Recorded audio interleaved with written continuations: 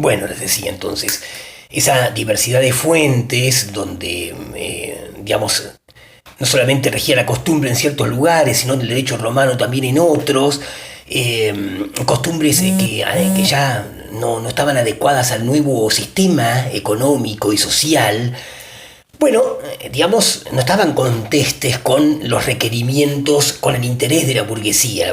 La burguesía necesitaba seguridad en sus negocios, la famosa seguridad jurídica, calculabilidad de los negocios.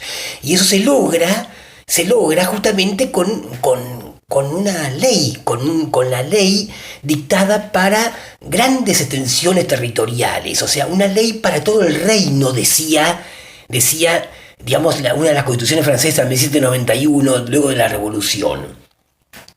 Entonces, bueno, digamos, el requerimiento de un cuerpo, de que el derecho sea la ley, ¿no es cierto?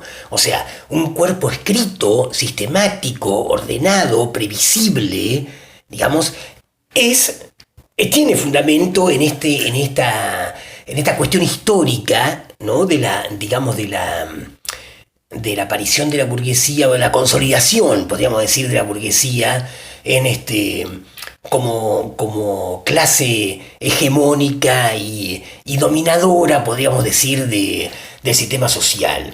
Bien, entonces, la unificación del derecho, el paso del derecho a ley, ¿no es cierto? La identificación del derecho con la ley es uno de los productos de esta época. Y la ley, claro, la ley es vista como el producto no de la historia, sino justamente de una voluntad racional, ¿no es cierto?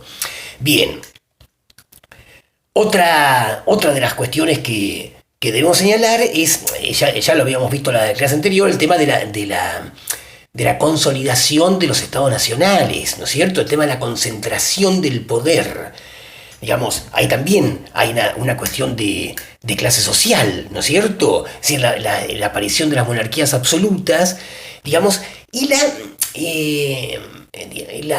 vamos a decir, la extensión del Estado, del poder del Estado a grandes territorios, Francia, España, bueno, Inglaterra también de hacía más tiempo, Alemania no, Alemania estuvo dividida hasta el siglo XIX, como Italia, ¿no es cierto?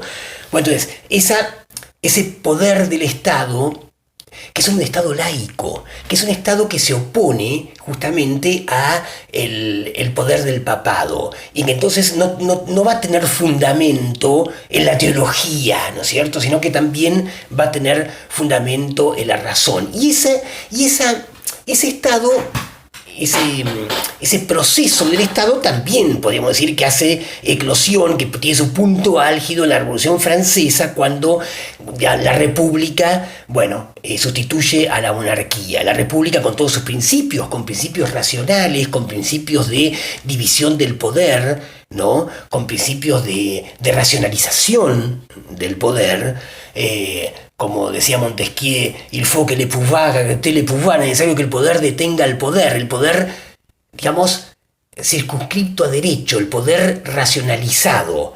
Bueno, la República, digamos, es lo que consagra la Revolución Francesa. Bien, claro, entonces, después de la Revolución Francesa vino Napoleón, ¿no es cierto? Y Napoleón fue un personaje bastante paradojal en la historia. Él exportó la Revolución Francesa, invadió Europa, y una de las obras de las que él se vanagloriaba fue su código. O sea, unamos estas dos cosas. Digamos, la tendencia del derecho a la legislación hace su punto culminante la codificación. La codificación es un proceso histórico que tiene lugar en fines del siglo XVIII, principios del siglo XIX. Y el código paradigmático, el código tal como lo conocemos ahora, el código paradigmático es el código de Napoleón, sancionado, habíamos dicho, en 1804. Napoleón toma las riendas de la revolución, vamos a decir, expande la revolución y expande su código a toda Europa. Bien, entonces, digamos, el código, podríamos decir que Entonces es un producto del iluminismo, es un producto del naturalismo. Pero a veces también lo podemos ver como su certificado de función. ¿No es cierto? A partir del código comienza nuevamente el viraje de la mirada de los juristas. Pero antes de eso, antes de seguir un poquito con esa cuestión, digamos, el código lo vemos como producto de la ilustración, como producto de la razón, de la voluntad racional del legislador. Bueno, ese código se expande por Europa y cuando afloja Napoleón, cuando Napoleón va siendo vencido, en 1814, finalmente en 1815, bueno, se produce en Alemania una célebre discusión, que seguramente muchos de ustedes la han visto, Introducción al Derecho, una célebre discusión acerca de la necesidad de codificación en Alemania, ¿no es cierto? Y hay una discusión entre Thibaut, que era, pese a su apellido francés, era alemán, y Savigny, otro que es un apellido que no es alemán, pero era alemán. Una discusión acerca de la necesidad de la codificación. Savigny se opone a la codificación, ¿no es cierto? Pero, digamos, Thibaut decía que era necesario para la unión de los alemanes. Sabemos que Alemania estaba dividida en principados en esa época, en diversos estados. Alemania recién se unifica en 1870. Entonces, para la unidad, digamos, por lo menos, no política, por lo menos entre los ciudadanos de los estados alemanes, era bueno unificar el derecho a través de un código. Y Savigny se opone a esta noción, no la noción política, sí estaba de algún modo de acuerdo con Thibaut en la cuestión de unificar digamos, el Estado alemán, ¿no es cierto? Unificar a todos los alemanes. Pero no era para él ese el modo en que el derecho se iba a unificar. ¿Por qué? Bueno, acá aparece entonces la escuela histórica del derecho. Una escuela histórica que tenemos que contextualizarla también. Es el historicismo versus el iluminismo. Vamos a ser más amplios.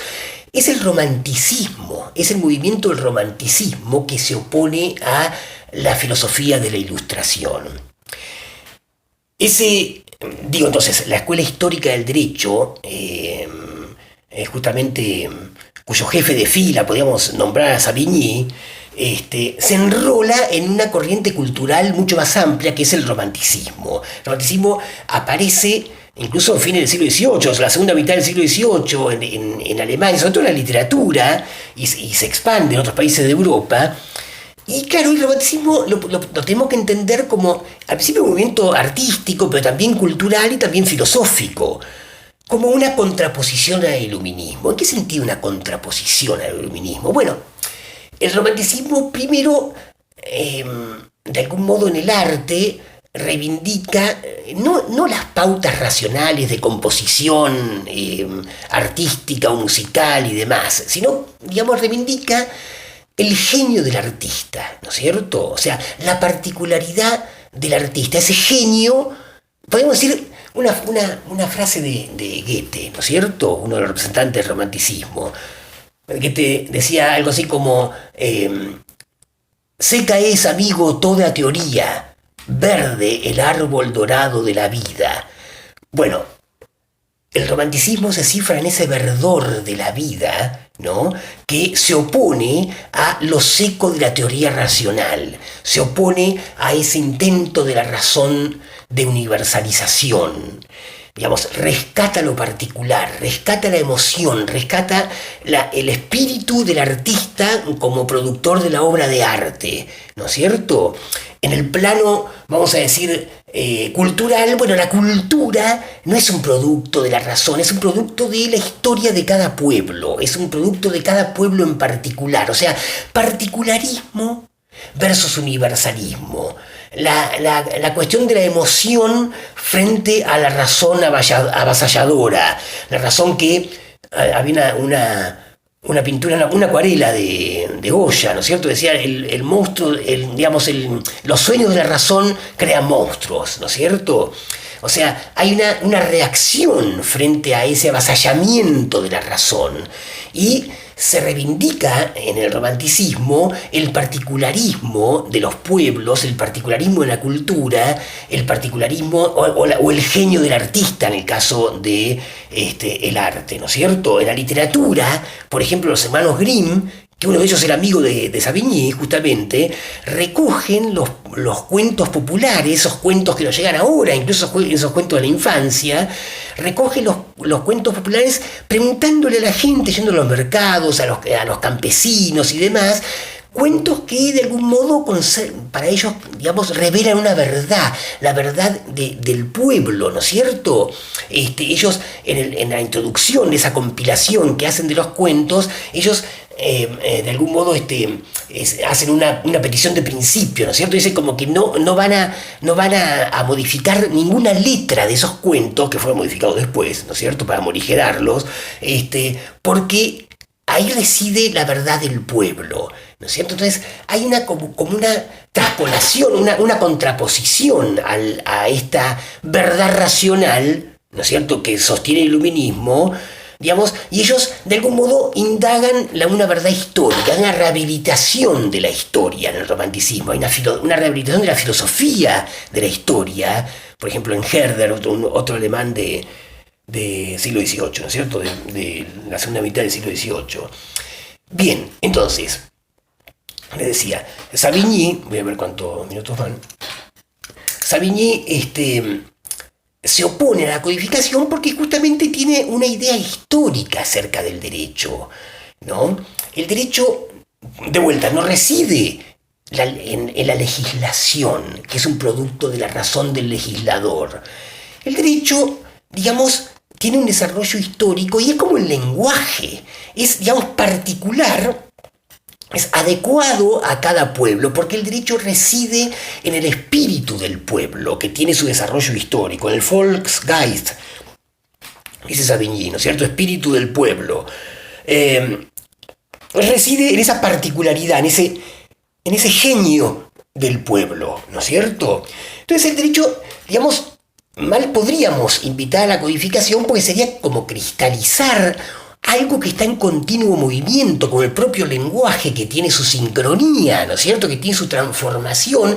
El derecho también, el derecho, digamos, primero se manifiesta en las costumbres del pueblo, digamos, como la primera manifestación del derecho, pero después está la labor de los juristas que conceptualizan ese material que el pueblo les da, como los juristas decían algo así como la conciencia que el propio pueblo tiene de sí mismo, y bueno, justamente en esa labor de los juristas va a residir la unificación del derecho de Alemania. Bueno, entonces esta es una contraposición al naturalismo racionalista. La escuela histórica del derecho, podríamos decir que es uno de los pasos, que da paso al positivismo, ¿no es cierto? Muchos autores lo tienen como el primer positivismo a la escuela histórica del derecho. Por supuesto que después tiene otro devenir esa escuela, después Savigny, tiene una teoría, sistematiza mucho el derecho romano, ¿no es cierto? Luego viene Yering, en fin, digamos, se va transformando esa teoría histórica, pero se la tiene como, de algún modo, como uno de los inicios del positivismo del siglo XIX, ¿no es cierto? Bien, ahora seguimos.